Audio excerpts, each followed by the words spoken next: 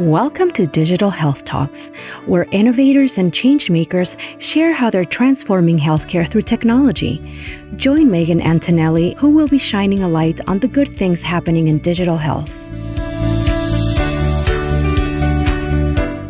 Hi, everyone. Welcome to Health Impact Live. This is Megan Antonelli, and I am excited to be with my guest here today, Lorren Pettit.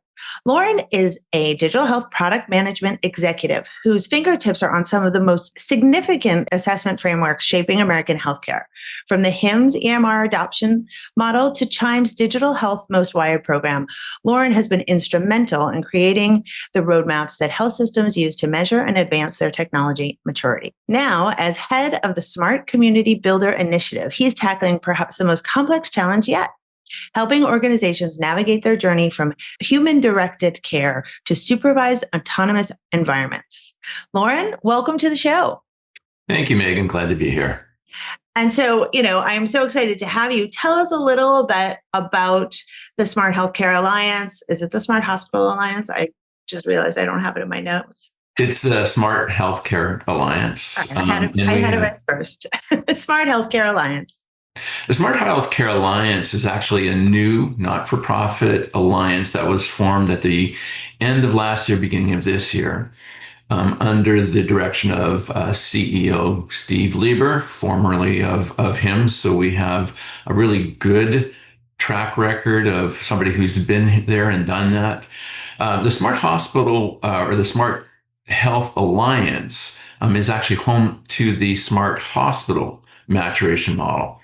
And again, if you're familiar with the HIMSS and the EMR adoption model, we have actually replicated in many ways some of those learnings that both Steve and I had HIMSS and Chime of now applying that type of mindset and those type of tools for the smart hospital environment. Yeah, that's amazing. Steve is such a great guy, and he's been really at the forefront of this. And I think it's so important, even as we think about just the role HIMSS has played in this evolution, and of course, Chime in helping hospitals, really adopt and, embrace the technology, and then of course get recognized and kind of create that element where they, not only obviously want to do this from a patient and improvement standpoint, but where we can recognize and look to them. So kudos to you and him for doing that. And I think as we look at this development of smart hospitals, which tell me a little bit, because smart hospitals and that word has been around for a while. When you are using it, what does that look like? What are we talking about? Yeah. It's one of those things, again, in healthcare, we use a lot of buzzwords.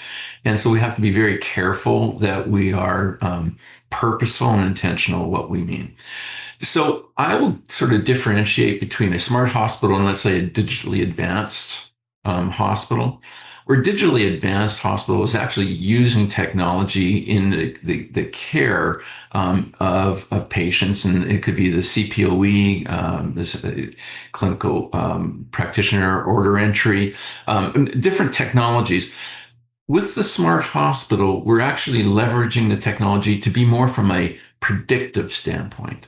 So, for example, when we have a patient that has propensity to fall, we have those different technologies in place, the ambient technologies that are monitoring and being able to predict, let's say, the patient's gait, the propensity for bed sores, et cetera, those type of things that can actually sort of be predictive and get ahead of the curve so that we are actually preventing these type of negative outcomes.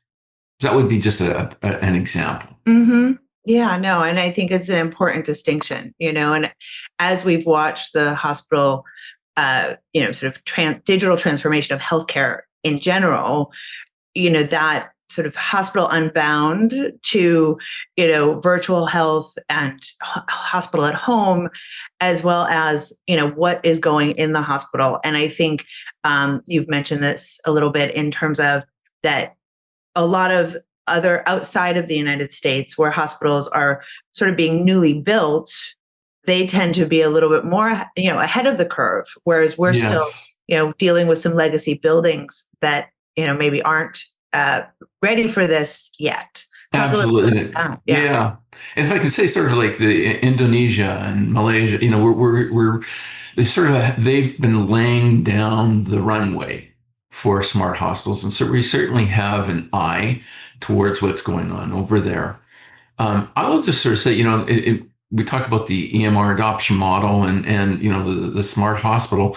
One of the things that was really propelled the EMR adoption model was meaningful use. And we had a lot of money that was being thrown towards hospitals in terms of their adoption and use. And so EMR, the MRAM, as we called it, really was at the right moment for it to take off because it became this roadmap for organizations and the hospital CIOs. They could have all this money. What could they do? And they needed to have a pathway. It's really sort of hard to think that we will ever be able to replicate that type of experience.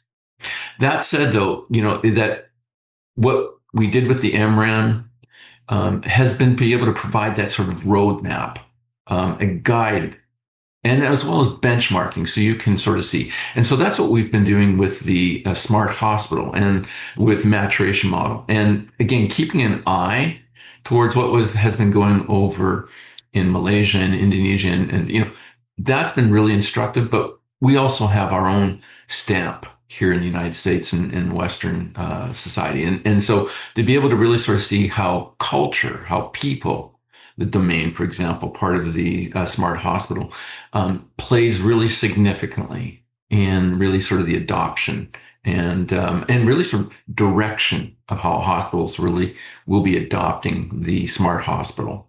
Right. Well, and to sort of dig a little bit deeper into that, tell me a little bit about, when you look at what a stage 1 hospital looks like right now in that maturity model versus a stage 5, where are we now, or where is that stage 1 hospital and where are they going? Yes. So just in terms of the nomenclature, we're having been, HIMSS, CHIME, we would call them stages and HIMSS and levels at CHIME. We were very purposeful to really to have our own stamp. And so we actually call them leaps. We're moving from leap 1, leap 2, leap 3 up through 5. I'll just sort of give you a little bit of background too. Having been instrumental in developing a number of these models, 7 stage at CHIME, or at HIMSS, 10 levels at CHIME. We really were very purposeful of trying to go with a 5 model, stages or levels, if you will, right? Or leaps. And part of that was just to keep it simple. And if, again, not to get too wonky, but we do know in a lot of the maturation model world, you can go, a level, so many different partitions. A lot of them go with 5 stages because there's an element of trying to keep it simple. And so that was part of a driver for us. To your point, though, in terms of where organization, what does a leap 1 organization looks like? Where we are in terms of just the evolution of digital health in the United States, we're already starting off with sort of a base understanding that organizations are digitally capable in terms of they have the EHR. That's sort of almost the entry level, and so and we don't see really organizations nowadays that don't have an EHR. So that's, one of the factors. As we move up, we're looking in terms of being able to integrate, the technology, CPOE with digital imaging. So those type of things are understood. That's like a level 2. Like a leap 3 is really around that context awareness automation, so that we're coordinating workflows and again becoming a little bit more smarter with the efficiencies in the organization. A lot of times it's more operational. And then a leap 4 would be leading towards, I'd say, sort of the cognitive support. So really more in terms of AI guided decisions that would be helping the clinicians as they work along. And then really the leap five is what we call that sort of supervised autonomy. Here we have AI, which becomes really sort of initiates some of the care, with within guidelines and guidance, as well as human oversight. But it becomes, the technology is being much more involved in the process. That makes me think, I actually, in the conversations that we've been having to kind of prep for our conference next week, around, when EHRs were implemented, and they were system wide and not highly specialized. A lot of the AI tools and a lot of the pilots that are being done sort of departmentally, right? In a specialty area. So when you look at across an organization and when you're making those evaluations, are you looking for pockets of excellence in a certain department or across an org? Yeah, that's a great question. So let me sort of give you a little bit of a context too, of just a historical, having been involved inside like the MRAM with HIMSS. One of the learnings that we had was that we imputed a capability in one unit to the rest of the organization. And we've certainly found some, pushback against that, appropriately so. So that made sort of sense as the evolution of and the adoption of technology came along. We would pilot it in one area and get the kinks out, and then to be able to extend it to the enterprise wide. That's the same sort of learning that we've had now and applying it here with the smart hospital. We are interested in the capability. Do you have that capability in the organization to do AI with translation services, for example? But also we look at it sort of twofold. How extensive is it being used? Is it just in the ED, or is it being put on the floor too with those capabilities? The other part is use. And this may sort of sound funny, but you can have technology, but are you using it? And again, having been, this is not my first rodeo. I've certainly learned that we really have to take into account the usability factor. And so capability, we can score you and give you points if you're thinking about the model itself, give you points for that you have a capability, but it's those additional points of, how widespread is it? Is it being used in a piloted, or is it enterprise wide? And ultimately, the idea is that it would be enterprise wide for most technologies. There are some that are going to be, localized, and we recognize that too. Yeah. Yeah. And I think it goes back to the sort of conversation that we have often around people, process, technology, and you can have the technology, but until you get to the culture and the processes, do you get from the implementation to actual adoption to transformation, right? You're listening to Digital Health Talks. When we return, we'll continue our discussion on how technology is revolutionizing healthcare delivery. Stay with us to hear more insights on creating sustainable, patient-centered digital health solutions. And of course, you're an author, right? I think you have a book around cultivating digital culture, right? Yes. Yes. So from that, tell us a little bit about what you think, culturally it's going to take to get hospitals to kind of move to this smarter space. Yes. Culture, again, just from a personal standpoint, has been a real big interest of mine. And so one of the things, as relates to the smart hospital and with AI, I want to say that there's a lot of fear. There's a potential fear, let me put it that way, potential fear of the use of AI. Now, we are been culturally have been, our society has been like a bullet going, we are adopting it, we're using it. But there are those concerns around, well, so many concerns. But, one of the things I like to hone in on is, from a clinician standpoint, their fear of being replaced. is this going, the adoption of this technology going to put me on the unemployment line? Those are very legitimate fears. And so as an organization, starts to adopt and say that we're going to head into toward being a smart hospital, it is really important that we bring the clinicians and staff along. In many ways, again, what we want to be able to do, and this is just not selling it, but it's really true, is that technology, this AI, can actually help clinicians work at the top of their license. Again, that's a term that we're buzzing around, but it truly is to be able to allow a lot of clinicians actually go into, remember, for altruistic reasons. That's a lot of real driver where people, really want to get into being a nurse or a doctor. It is for altruistic purposes. As organizations have moved towards being high tech, we're still like the high touch. And I really believe that what the smart hospital is going to allow us to actually really balance high tech and high touch together. But it's to be able to bring people along with that. Yeah.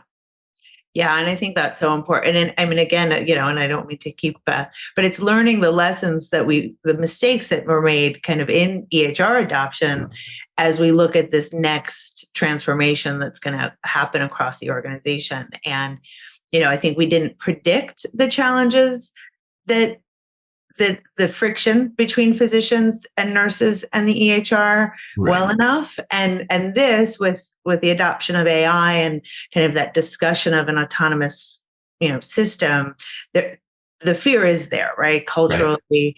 And so everybody's been addressing it for a long time. And at the same time, only recently do I think we're actually seeing technologies that the clinicians feel are truly helping them. Correct.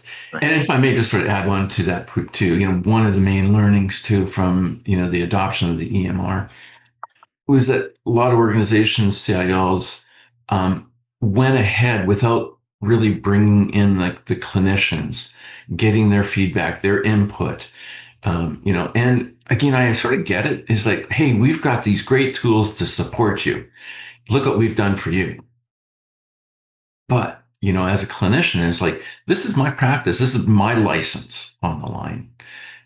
You need to bring me along. And so I think we're seeing organizations that are moving down that smart hospital pathway. They've been burned by the EHR experience. And so they're being actually smarter, as they're moving forward with the smart hospital approach. Sure. And so with the Smart Health Alliance and the health systems that you're working with and sort of seeing these ambient, intelligence implementations and what's working, what's not, tell us a little bit about where you see, the best progress. Where are some bright spots in that, in that where, you would say to a health system CEO who's looking to make these moves, like, this is a good first move. These are the, you don't have to mention actual companies, but like the technologies that are most promising that are, being adopted and making people happy in the organization. Yeah. So more globally, the AI has really been in healthcare has really been used in the safe areas, not, quote unquote safe areas, right? But, revenue cycle management, being able for data exchange and doing the pre-authorizations, things that are really sort of have been safe. And again, it makes sort of sense is that you want to be able to test the waters, see how it works, get those bugs out so that you're not putting patient lives directly at risk. So we've seen some great, success in there, but clinically we are starting to see areas too, right? So with radiology and imaging, being able to sort of call through all these, myriad of images to be able to sort of percolate to the top, those that are suspect, those ones that really, prioritize for human attention and intervention right away. So those are sort of successes. I would also sort of point to in terms of the ICU, where we're seeing, sort of like the alarms and there's been like that alarm fatigue. So some of the technologies in that area to be able to really reduce that alarm fatigue. I married a nurse, very, very thankful for these, types of interventions.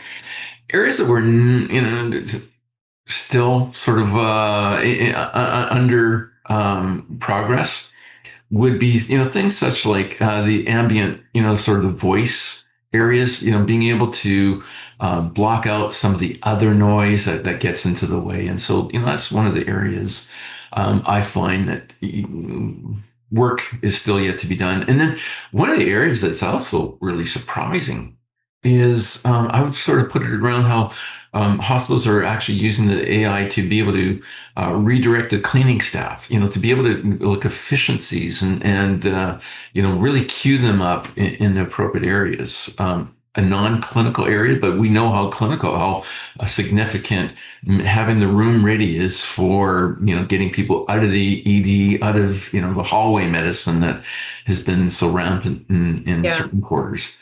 Yeah, So we it's were real just significant. having, it's this conversation around kind of, you want to take the most innovative technology and apply it to the most innovative area. And, but the reality is that there's a lot of broken things and a lot of gaps and a lot of things to fix that, if Correct. fixed, would then allow for better care, streamlining patient care, and so this push and pull between kind of, fixing small, less exciting things that, are broken to, real, what, you might term as kind of innovation and kind of finding that place. I mean, I have it in that, like, curating the conference, the program, and you're thinking, oh, you want to have it, we want to cure cancer, and we want to improve the patient Right. experience, we want to do this, but getting them their food on time in a cheap and efficient manner could also be, a great thing. All right. It leads towards, patient compliance, Mm-hmm. right? That, you Absolutely. got them you're on their side, and that compliance works towards ultimately patient outcomes and the like. So it really just, it builds off of one another. Absolutely. Yeah. When looking, in our last kind of few minutes, I had a funny experience recently. I actually I got to tour the Chargers practice facility here in Los Angeles.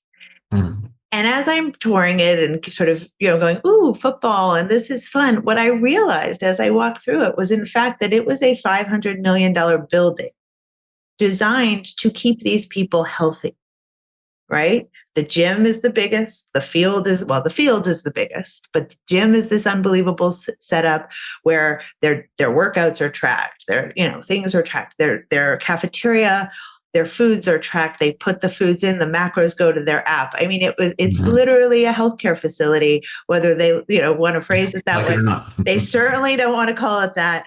But that, to me, walking through, is what I saw.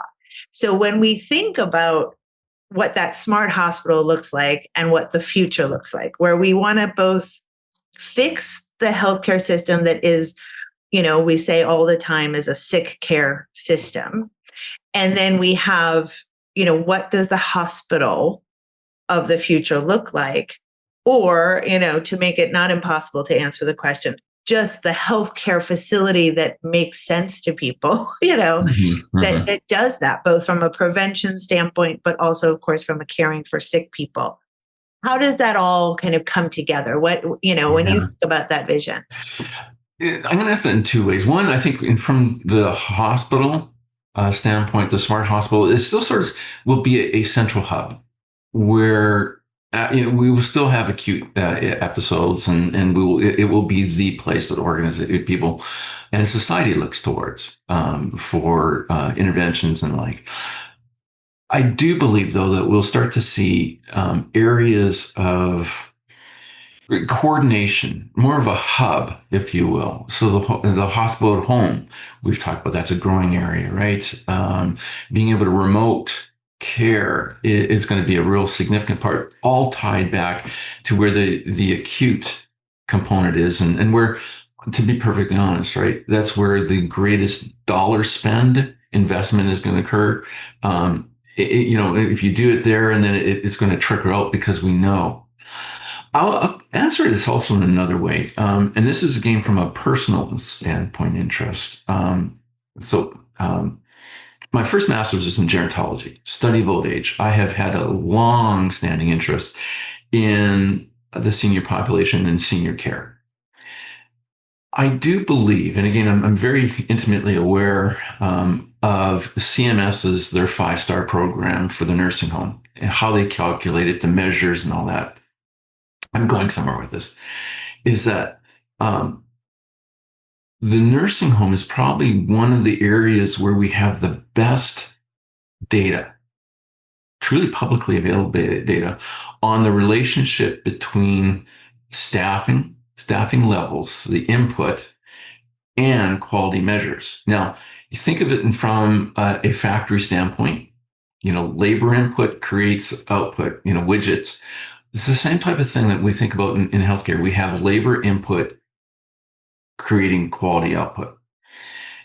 As we bring in AI into the nursing home, that environment, better than any other else that we have out there, will be able to really uncover the true efficiencies that AI in a smart hospital, smart technology can bring in. Because right now, we're dealing in a world where there's a lot of promise of technology, that with AI, agentic, it will produce this. Theoretically, it makes sense. We saw the same thing with the EMR adoption model, right? It was that you get to a late stage 7 and you get, all these outcomes. But we didn't really have the data for that. Now, with the nursing home, again, I'm most intimate with this versus any other place. We have the data that looks at the hours per resident day for nurses, LPN, CNAs, to be able to then look at that as an impact and output on quality, being able to see the introduction of what ambient technologies will bring. I think that is the future to be able to really sell with hard data, that we can create true efficiencies of what that looks like. Right. Awesome. Well, thanks so much for joining us, Lorren. It's been great to get to know you and hear about the organization and kind of the thought process that's gone into it as we, really just enter this new, transformational period within healthcare. So it's an exciting times, and I'm excited to, have you, sort of leading that journey in the assessment realm. Wonderful. It's great. Thank you for having me. It's been my pleasure. Absolutely. And for our listeners, thank you for joining us at Digital Health Talks and Health Impact Live. This is Megan Antonelli signing off. Thank you for joining us on Digital Health Talks with hosts Megan Antonelli, Janae Sharp, and Shahid Shah. For more insights on healthcare innovation and a deeper dive into today's discussion, visit healthimpactlive.com. Join us next week as we continue exploring the technologies and strategies transforming healthcare.